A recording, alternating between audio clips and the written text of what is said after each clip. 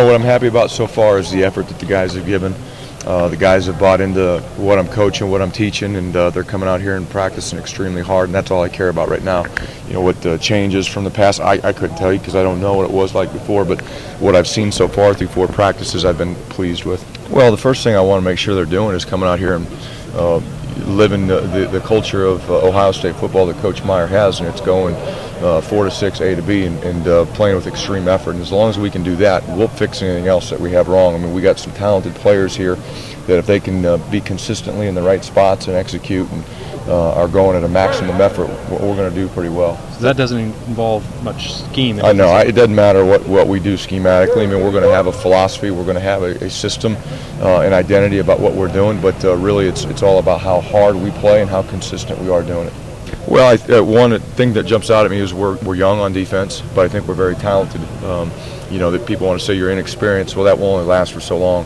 And by the time we get through 15 spring practices, summer, fall training camp, hey, there's no room for inexperience anymore. It's go time, and we'll be ready to go by the time we play. But I think we're talented, very talented at some positions, even though we're young. It's hard to tell because when you're practicing against good other players that have talent too, it's hard to kind of see really what level you're at, and we'll find out once we play games in the fall. It's been extremely competitive in that room. Very proud of how they've made up their mind to go from point A to point B as fast as they can go.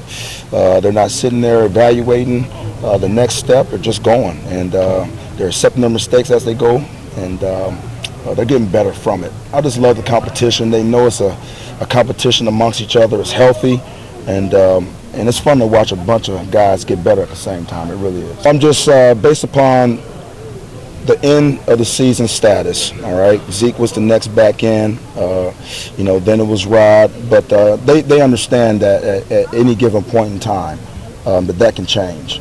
And that's why you get the effort that you get from them every single day. It can change at any split second. But no, they're just out here competing. They're out here just trying to get better. To sit there and say who's first team, who's second team, way too premature for that right now. I'm just based upon the end of the season status. All right, Zeke was the next back end. Then it was Rod. But they understand that at any given point in time that can change. And that's why you get the effort that you get from them every single day. It can change at any split second. But no, they're just out here competing. They're out here just trying to get better. To sit there and say who's first team, who's second team, way too premature for that right now. Do you see something out of Bronte, though? He had a blitz pickup today that was pretty good, and he had that breakaway on that shovel pass. Just talk about what you see from him. Yeah, I'm starting to see Bronte starting to act like he knows what the hell is going on. Excuse my language. Yeah. He's learned the offense, and he's starting to play fast. And we're starting to see the things that Bronte already had within himself, but it's just now coming through his execution. So it's just a matter of him becoming a student of the game, learning the game, and now he's playing it fast. What's that like for a coach?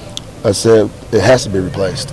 This is the Ohio State University, and it's the next man up. And I'm sure if you ask Carlos Hyde, he'll tell you the same thing. It's the next man up. So somebody has to step up and fill the shoes of Carlos Hyde. If it takes more than one guy to do that, I promise you it's going to get done.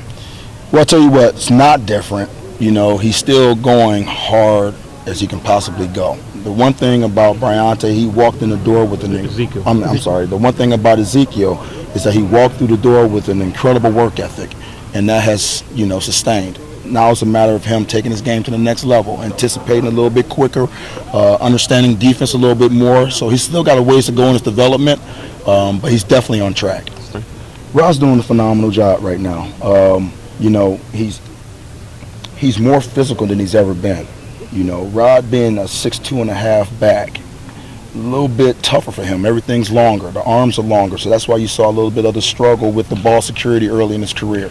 He didn't break a whole lot of tackles. That's all because he didn't know how to drop his hips. It's a lot tougher to drop your hips when you're 6'2.5" than if you were 5'10", 5'11". So now he was Bambi-ish, for his first 3 years of college football. Now he's starting to grow into that body and learn how to use it and create power angles for himself, and it's starting to really show in this execution. So he is really on the right track, and I'm excited for Rod. They're so competitive. They all bring something different to the table. They all have a different style. They all have different strengths and weaknesses, and they can all help this football team. So they bring different value. Just looking to see who can be the most consistent at this point.